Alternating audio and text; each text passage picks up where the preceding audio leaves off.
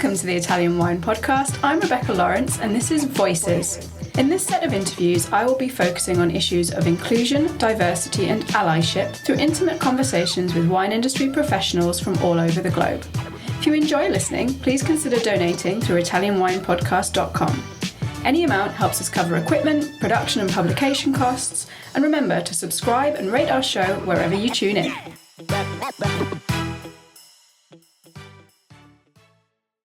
Welcome to the Italian Wine Podcast with me, Rebecca Lawrence. Today on Voices, I am so stoked to introduce our listeners to someone who I have long admired, Tahiirah Habibi of Hue Society, Roots Fund, and so much more. Welcome to the podcast, Tahiirah.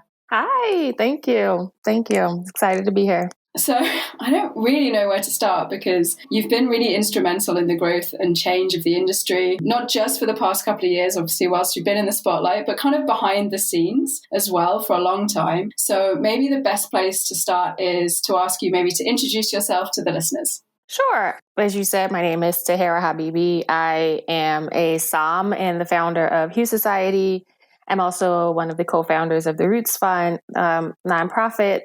I've been working in the industry for over 10 years. I started my career at the St. Regis, and I worked at a couple different places in Miami, down there, a lot of leadership roles. And then I just got tired of seeing no one who looked like me, and it was very lonely. So I left the floor and I left the industry, and I really started doing community work, community-centered work, focusing on advocacy and creating access and resources for communities of color, really. It started with the Black community, and I was very focused on that. And then as Hue Society grew, the need grew for other people who were also being marginalized, and I'm never going to turn someone away from community. So the reason why I called it Hue is because we're all different colors. And so, that includes all people of color.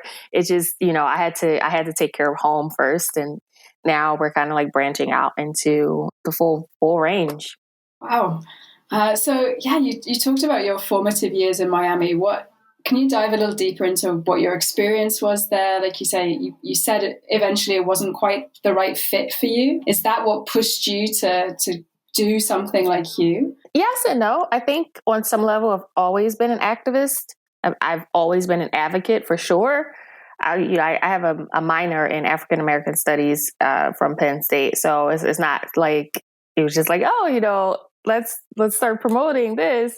But Miami is like its own planet. I don't know if you've ever been or worked there, but Miami is definitely its own planet. And that is where I spent the majority of my career as a SOM, working as a SOM. That's where I spent my working career. That is where my development happened.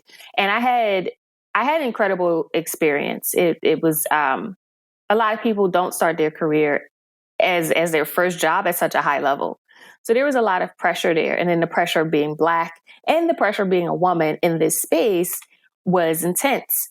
But I learned a lot. Me and a friend of mine, Julia, have this joke, I used to drink Opus One and Petrus on Tuesdays for lunch because that was my life. I was around rich, wealthy people who money didn't mean anything to, and I was serving them these super high-end wines. And I learned so much about that's where I learned fine wine, vintages, all of that stuff. And I don't come from money. I come from love. That's it, not money. So, I grew up poor. So this was the contrast was just astounding to me, just watching people just spend money on wine like that. And then the other thing was people were not used to seeing a Black woman as a SOM. And so I would get that all the time. And we had a lot of Europeans who would come into the restaurant because I ended my career at the St. Regis at Jean-Georges. And, I've been sent away from tables. People were we don't want you at the table, or what do you know about wine? Or, we want the white guy, or because my counterpart was, he's actually Cuban. No, he's Colombian, but he presents as white. And, they want him. And, just all kinds of atrocious things. So it was you're having this experience of your life. You have the job of your life. what else, how else do you enter your career than at that level? But there was a lot of pressure and there was a lot of racism that I had to deal with, overt and, inovert. Like it was just a lot of biases, and at the time, like I said, people weren't used to not only not seeing a Black Psalm, but they weren't used to seeing a Black woman. And it was just like, what? Like today, it's a lot different, right? Like, and I feel like the few of us who were working on the floor at that time, like we normalized having people see that. Like we had to go through that grunt work really in order for people to get used to that. So, so that Psalms today can, still experience some form of racism, just not as much, I guess, And the other thing was I got tired of the question, like, so it was kind of like the onus was on me, like, oh, since you're a Black Psalm, are there any Black winemakers or, and it would always be kind of like when I got the question from Black people, it was sincere. It was like, no, seriously, like, do you know any Black winemakers? But when I got it from other people, it was like passive aggressive, like, are there any Black winemakers? Like, tell me everything. Like quizzing me at tables and stuff. Like, what are all the grapes of Chateauneuf to pop? Like, what? Like, do you want this wine or not? Because it just got to a point where I was never able to be myself.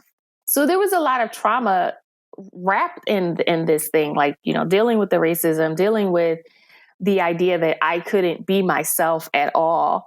I wasn't allowed to wear my hair a certain ways. I had to dress a certain way. I wasn't allowed to wear my big earrings. Like my heart was broken, mostly about the earrings.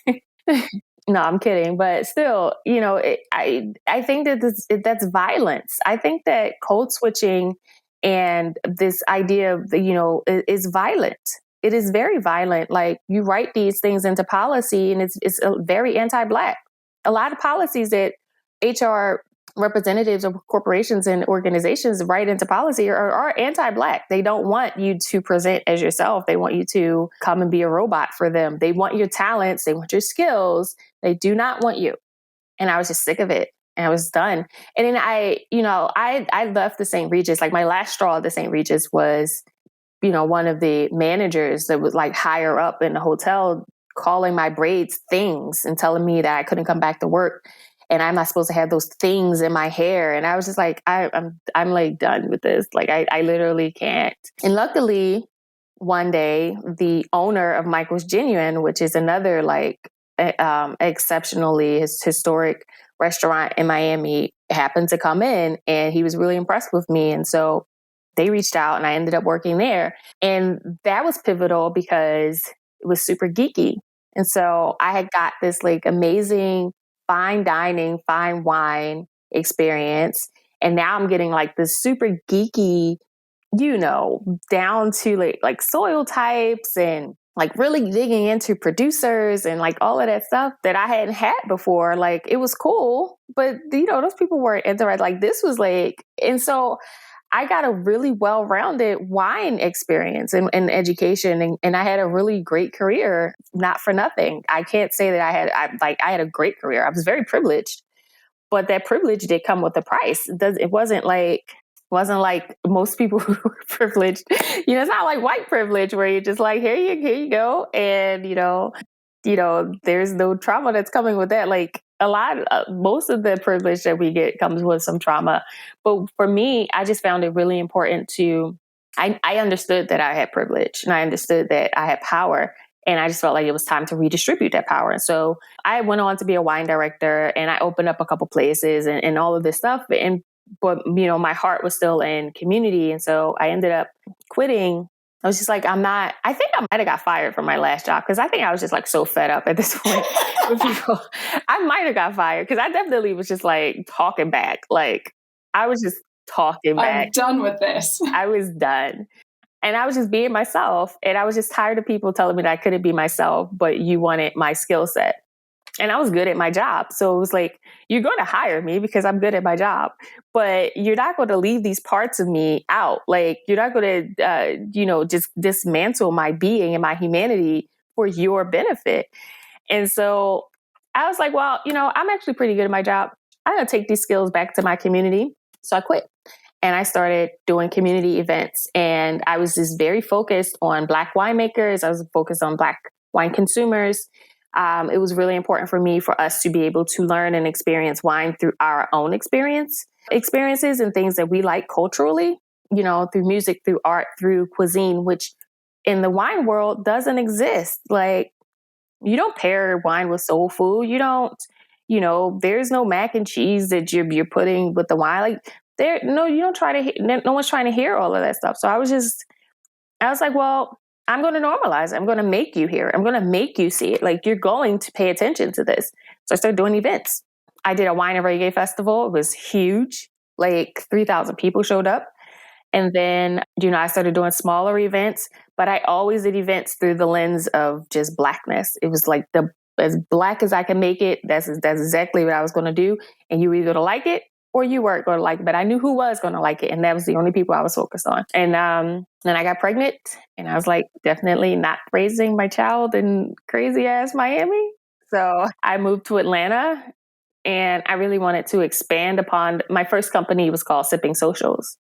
And so I really wanted to expand upon, because at this time, like, we started seeing other Black wine professionals like come out, like, on social media and stuff like that. So I'm like, okay, we need a place where we all know where we are. Like, we can gather, we can see each other, we can, build, and, just like an umbrella. And so I knew what I wanted. I knew what the concept was. I knew I wanted to open chapters. I knew I wanted to build communities. I just didn't know like what I wanted to call it. And so, when I started thinking about Hue, it was a Jay-Z lyric. Yeah, I wanted to reference that because I just think that's brilliant. He's like, what's better than one billionaire? Because for me, that's what it was. It's about building wealth. So I was like, he's like, what's better than one billionaire? Two, especially if they're the same hue as you. And I was like, that is exactly right. That's 100% correct. And so, Hue Society, and I wanted it to be a society because, like I said, it's meant to be chapters. It's meant to be like this big thing. And so, and plus, it's a double entendre. Like, there are different hues of wine. So, it was just perfect. And when I got to Atlanta, I tried to move to the Blackest city I could find. So I was like, all right, I'm gonna build this organization. I'm gonna move here, and I did. I moved to Atlanta. I think it's 3 years now. It's 2017. That's the same year that Hue Society was born. But everybody thinks like Hue Society is like this new thing. It's like, no, I was doing this before Hue Society. I just rebranded and expanded the work that I was already doing for a few years. So it's not, technically, yes, from a business license perspective, it is new, but it's not really like new. I wanted to ask about the decision to have, like you say, the chapters and the local teams with mentors. Why particularly did you want to go for that kind of model? Because I know that we needed to be in community with each other. And I'm very particular about what that community looks like and who has access to it. We don't have anything like that. We never had anything like that where we could just come and be ourselves 100%. And I also knew that every city is different. Like, and Black people take a lot of pride in their cities, like very seriously. And I knew every city was different, and I knew that every city needed something different. And with the way the wine laws work here, every state is different. So I knew I needed to have people in the states that could provide resources and create access for inner city. Like, it's not just the people who work in wine. This is about like people from the community. So in the chapters, we have doctors and lawyers who love wine and they want working knowledge and stuff like that. But I needed to make sure that it was accessible, and access looks different to everybody depending on which community you're in, or which state or which city. So it was never about me. I wanted them to have the autonomy to build their own thing. Like, I had built up this organization, and I was like, okay, well, it's time to kind of start redistributing that power and those resources. So, but I don't have to do it. They can do it themselves. Like, you decide what works for you, what looks good to you, what feels good to you in that particular segment of the community. And so New York is very different from Atlanta, which is very different from California. Like, those communities all need different things. And so I thought that it was really important to make sure like that I was speaking to the people and giving the power to the people, which is the issue with the wine industry. Like, no one wants to give the power to the people. Everybody wants to like hoard power and resources because everybody wants to be the only one in the room. Everybody wants to be the top dog. Everybody wants, and it's just like, I don't need to be any of those things. I already am those things. I'm fine. I don't need to, and no one can take that away from me, right? Like I built that up on my own. So I know like the risk that I take when I do stuff, but no one can do anything to me. So I don't work for anybody else. Like I don't have ties to like people and organizations where like, you can't say that or you can't do this, like none of that. And that's a sense of freedom that I want everybody to feel. At least when you come to this space, you should be able to feel like that. You should be able to say and dress and be yourself 100%, whatever that means to you. So it was just really important to me that autonomy was there for the people who were joining in this journey with me. I think that's like, it's one of the things that has really impressed me about Hue Society, because you basically took all of the stuff that you had to deal with in your career, this idea of like not being able to have your identity, and put that into action, right down to, like you say, the recognition of the fact that what the needs of New York are not going to be the needs of Atlanta. And the needs of an inner city community are going to be different to the needs of a suburban community. And like to see that demonstrated in the wine industry through a society, it's just not something anyone else has done. It's not something anyone else has recognized. Like you look at wine education or wine groups, wine clubs, and it's all done in the same way wherever it's franchised. And I really love that you've just gone, what? Why? We don't have to do that. Like that's not how the world works. Why is it how stuff in wine should work? So it's been super, super inspiring. So obviously talking about like being a community, and a lot of that is being in person and in-person interactions. How have you adapted because the last year and a half must have been pretty tough for that side of things, particularly as, having built a lot of this based on the events, very much in person with a, community focus. So how have you, Well, I tabled the events last year. I didn't do any events. I had a ton of events planned, let me tell you. Like my schedule was packed from March through I think like the end of September, like every week, like packed. And then boom, it was it. And I was like, okay, well, here we are. So I actually launched the chapters during that time. Like I took time to launch the chapters and I did it virtually. And I thought that was important because we definitely needed to be together. And also I knew that we would be able to do this virtually within little segments of each other, right? So I took my time and launched the different chapters, and they do virtual tasting. So, they create kits and you go pick up your kit, you get on the screen and whatever. We also do national tastings. So, we do national programming. So some things, all the chapters come together for, we do seminars, we do national tastings, we do speaking engagements, like that kind of stuff as well.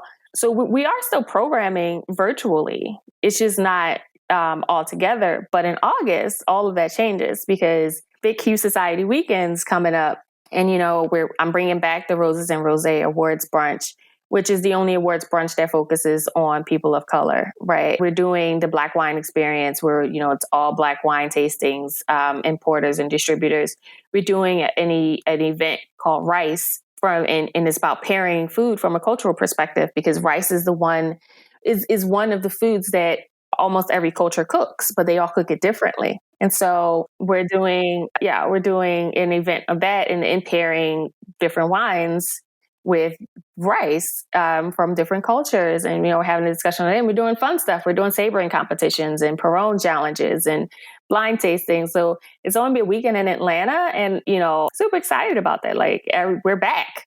It's time. Like we're doing a cookout, like a midnight cookout. Like it's time. It's go time for sure. And the other thing is the chapters, while they are Black centered, Hue Society was never about excluding anybody. It was about creating an inclusive space for ourselves to see ourselves as ourselves, So, New York is opening back up. They just opened up their chapter application. They got a ton of applications. And yeah, there will be non-Black people, people of color. There will be white people in the chapters. But the thing is, what you do is you invert the power structure and you put it on its head. And you guys had the chance to do this and you saw what you did with it. So, you know that you're coming into our space and what that looks like and what that feels like. And it's always welcoming.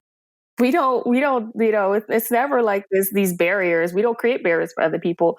And so I think that that's really pivotal because that you're coming into a Black centered space and we feel comfortable, right? Like we don't have to change ourselves. If you want to change because you come in a space, we don't recommend it, but that's no one's pushing you to do that. So it's different, and yeah, there'll be that. It's going to be what the wine industry should look like everybody, but unabusive and untraumatizing and, violent.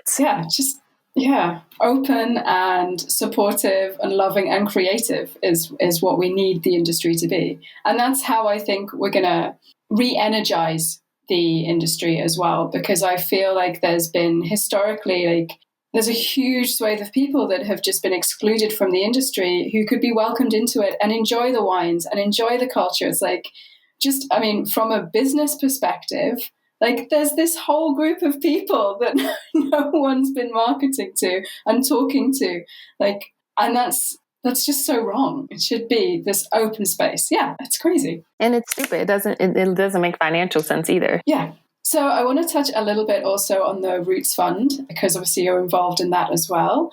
And you have been partnering Hue Society with Roots Fund recently, I understand. So dive into Roots Fund a little bit and the work you've been doing with them. So Roots Fund was born out of the need. So Hue Society is the community. Roots Fund is taking that community to the next level. So, if you're part of the community, you have interest in wine, blah, blah, blah. But a lot of times the barriers are that you don't have the money to pay for these tests. You don't have the money to travel to these tests, or study or buy wine that is going to help develop your palate and all of that stuff. So Roots is creating pathways. It's all about creating pathways and financing pathways for communities of color to get into the wine space and whatever that means to you. And I think that we're different because we don't specify what that looks like. We're not oh, you can only do this test, or we're giving you scholarships to this program, or whatever. If you're going to community college, we will pay for, if you want to take a business course in wine, we will pay for that. If you need money to travel to your test, we will pay for that. If you need help with relocation, we will pay for that. We give scholarships for everything as long as it's wine related and, you need the money to help facilitate your career. We're going to help you because that is how you create diversity. That is real diversity. It's not this, I'm checking the box. I got this many Black and brown people. I'm going to bring them into this broken ass system. And, that's diverse. That's not diversity. We're creating and eliminating barriers for people. So that's the main work. And we're doing the work. We're sending people to France. We will have so many enrichment trips for people who never even thought about leaving their neighborhoods. We've moved people across the country to be able to work wine jobs when they would have never been able to. We do job placements and internship placements, everything. I mean, what you need, we do it. And that's why Roots Fund is so important. And funding stuff like that is so important because how else do you get people to where they need to go? People need a jump start. Or, people need experience. People need to be able to, and you complain about you have to have this much experience, but you're not giving somebody an opportunity to get the experience. So we did all of that. We make sure that you're good, from beginning to end, whatever that means, whatever you need, we definitely will provide that. I really love that Roots Fund are doing it, like you say, there's no specification of like, okay, well, we'll only give you the money to do your WSET level 3. Because people forget, I think, particularly if you're at a certain level involved in the industry, which can be very insular, that like it's not just the course that costs the money. It's traveling to the course, it's buying the wine for the course, it's maybe getting the textbook, it's all of that stuff. And then maybe that's not your path. Maybe, like you say, you actually want to go into business, but you're really into wine, or you want to go into marketing, or you want to work in a winery, but no one talks about how difficult access is for all of that. It's not just access to quote unquote education. It's at every single level. Like maybe you just need help buying the suit that's going to get you the job interview. All of that stuff is privilege and access at there's every single door is shut in people's faces. It just drives me nuts.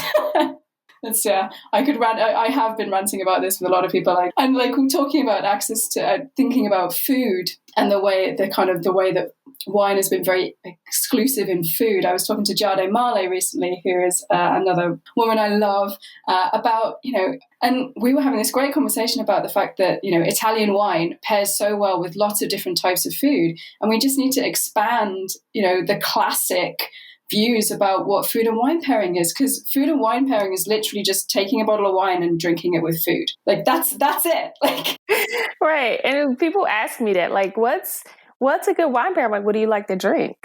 Like the first rule is, does it taste good to you? If it tastes good, then drink it. Like just open it. Like no judgment. Like if you like it, the pairing's done. So I want to talk, before we talk about your amazing cover on Wine Enthusiast, because I do want to dive into that. But I want to continue with some talk about how you've made changes in the industry, because obviously you did have a slightly infamous and viral posting about the quota sommeliers. And whilst I don't want to dive specifically into that, because I know you've talked a lot about it on a lot of places, what I did want to talk about is language in the wine industry, because you brought up this really amazing point about the importance of language and inclusive language, and maybe people recognizing that they have these biases that they don't realize exist, and that expresses itself in language and how damaging and how violent this can be. And I'm kind of hyper aware of this. I'm an educator and a communicator, and I'm really aware that maybe I have biases as well that I am expressing and don't even realize it, because maybe I don't have someone in the room who's brave enough to call me out on it. So I wanted to ask how you think the industry should be reapproaching language. I think language is a barrier on multiple levels, because, we talk about professionalism, which is really just another form of privilege and supremacy masking itself. Because, take African American vernacular, for example, it's enjoyable when you feel like it, but we have to change it when you feel like it, right? But a lot of these terms, a lot of these words, they, we shape that kind of culture. But until it becomes acceptable to white people, it's unacceptable. It's ghetto. It's, and I say this all the time, like it's always ghetto until it's appropriated.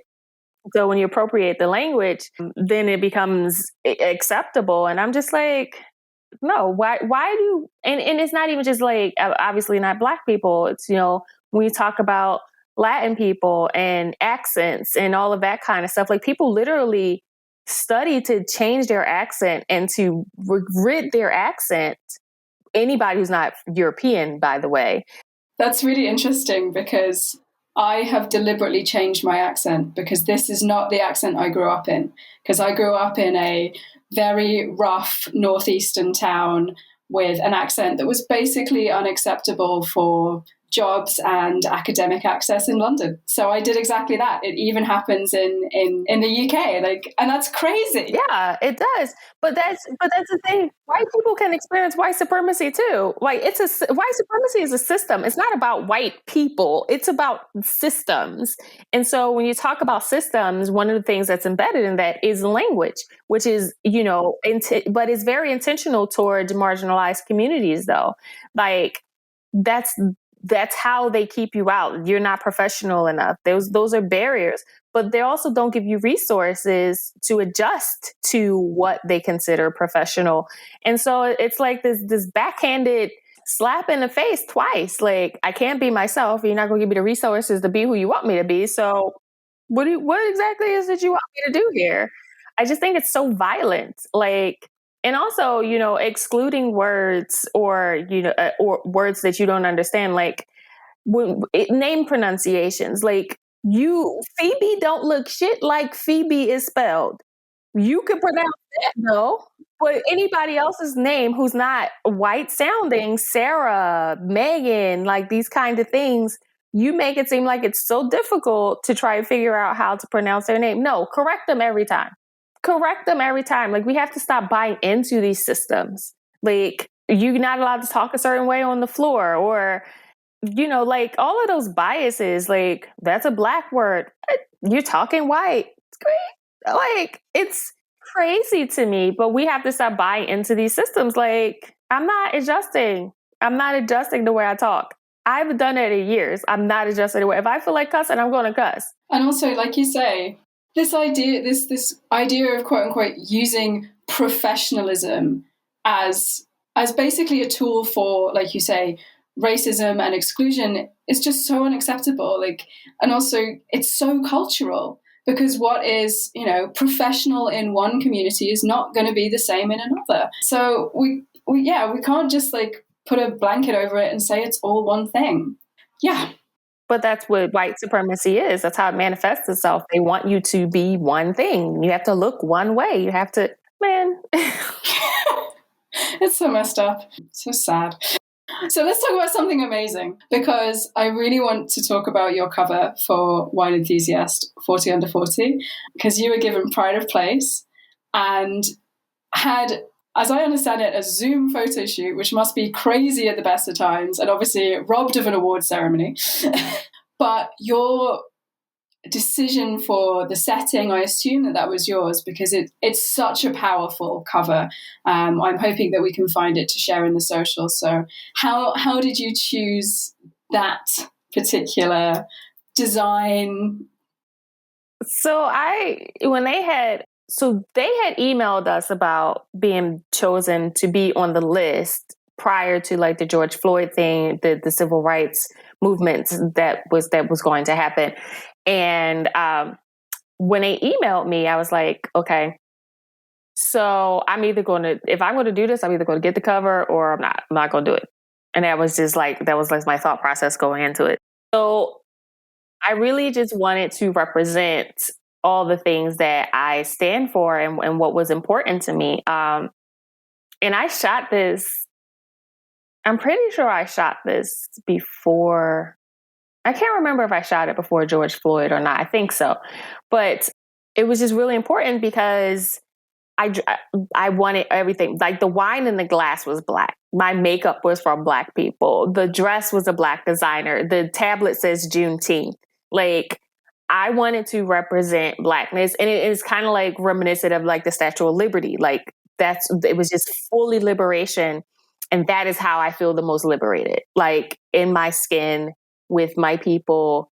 And I'm just trying to free some people. And that's exactly what I went for. And I was just like, this is definitely going to be a little political for them. So they're either going to put me on the cover or they're going to kick me out. And I had to come to terms with and be okay with either one of them. And I was like, I'm all right with either one. Like, if you decide this is too much for you, that's fine. I won't do it. Like, I literally just won't be involved in the thing. I'm not changing it though. So I didn't really give them an option. I didn't say these things to them. I kind of just showed up. I chose a place that I was like, okay, what looks like I would be standing like the Statue of Liberty. I was very intentional about like everything, like super intentional. I knew exactly how I wanted it to look. I knew what I wanted it to feel like. I knew, and I had to shoot it twice, weeks apart. Yeah. So the first time I shot it, it was in the sweltering sun, like sweltering. Like it looks like I'm glistening from, I'm glowing on that cover. That's sweat. And then I had to shoot it in the rain. It was raining because they said they didn't feel like, they felt like the sun shots were too bright. So they asked me to shoot it again, and the day we chose to shoot it. And the second time, I had to have my daughter there. And the street that we shot it on is like this super busy street. And so, at all times, I got like one eye looking at my daughter to make sure she doesn't run the street, because she was 3 at the time. Making sure she doesn't go in the street, and and then I am in the rain trying to pretend like it's not raining. Which is the first time, it was hot and I was baking, but my daughter wasn't there, so I could concentrate a little bit more. But the second time, it was a lot. It wasn't, and you have this phone, and they're trying to, take pictures of you through the phone, through Zoom, and you hear, like, you can kind of hear the camera clicking, but you don't know if they're actually taking pictures. And I'm just like, it was a lot. It took a lot to get that cover. And I knew, like, I was like, I'm not going to. At the time, I didn't know that I would have been the first Black woman, which is like, yay, but really? Also, what? Yeah, exactly. I didn't know. So when I went to shoot it, I didn't know I would be the first Black woman. And then I realized it, like, after. I just kept telling my friends, because we weren't supposed to tell anybody. So the 2 or 3 people that I did tell, I just told them, like, yo, I'm going to get this cover. Like, I'm going for the cover. Like, if I'm going to do this, I'm going for the cover. And they're just like, you're crazy. I'm like, no. I mean, aim high. Why not? Yeah. And also, like, it made the cover, and it made all the statements that you wanted to make. Like, I think it's because it's so striking. And like you say, it's got all of the power, but also the politics involved. So yeah, I was very, very pleased to see that you made the cover. So we're running out of time. The producers are going to kill me for running over. I do this all the time. It's just such a good conversation. So I need to ask you about actual wine, obviously, and it is the Italian wine podcast. So I should probably ask you about some Italian wine. And I know you do have a particular affinity for Pinot Noir, but I wondered actually if there is maybe a particular Italian wine that's your go-to, if you have a favorite, if there's something you reach for. I love Nero. Love, love, love, love. I think it's just so underrated. And the thing is, it's so affordable, but also I haven't had a producer that was bad. Like, I haven't had a bad Nero. I've had a bad Pinot before, but I've never had a bad Nero. And I love a good Barbera. I think that, Barberas are like, to me, they're like the Italian Pinots. Like, obviously, Pinots are Italian, Pinot Noirs are Italian Pinot Noirs, but they kind of serve like that same purpose in the sense of, they're food wines, but they're also easily to drink. And Italian wine, like, obviously, in the last couple of years, they've calmed down a little bit and they're more approachable early on. But Italian wines, when I was coming up, was like, wait a few years to drink that. So I had this affinity for Barbera because I could just drink it. Like, it didn't have to wait. Or was it like 50 years old or 20 years old? Like, I have some some Barbarescos and Barolos in there that are older, and I still don't know if I should drink them. Yeah. It's interesting, actually, because a couple of guests that I've asked this question to have also said Barbera, and I think it's a really underappreciated variety because, like you say, you can enjoy it with food, no problem, but you can approach it. It can be approached young, or you can have varieties that winemakers are doing it so you can age it. Like, it's just such a great all-round choice. And yeah, Nero, my God, so good. That kick of spice in it just nails it for me. It's the best, man. It's like, yeah, you definitely live up to your little name, little spicy black grape. Yeah, exactly. I feel like that's the perfect one for you. The little spicy little black grape. It's great. Tahiirah, thank you so much for joining me for this conversation on the Italian Wine Podcast today. Where can our listeners find you, Hue Society Roots Fund, online and on social media? Yeah, so Hue Society on social media is at the Hue Society on all social media. The Roots Fund is the Roots Fund, yeah, I think on all social media as well. And the Roots Fund, like if you want to donate and continue this work, is www.therootsfund.org. We're always looking for mentors and donations and, help.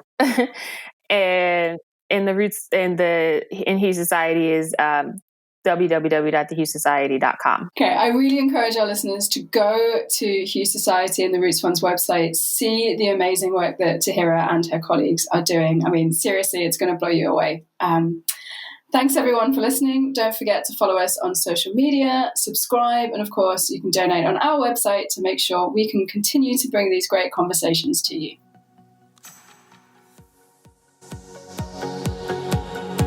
Listen to the Italian Wine Podcast wherever you get your podcasts. We're on SoundCloud, Apple Podcasts, Himalaya FM, and more. Don't forget to subscribe and rate the show. If you enjoy listening, please consider donating through ItalianWinePodcast.com. Any amount helps cover equipment, production, and publication costs. Until next time, Cin Cin.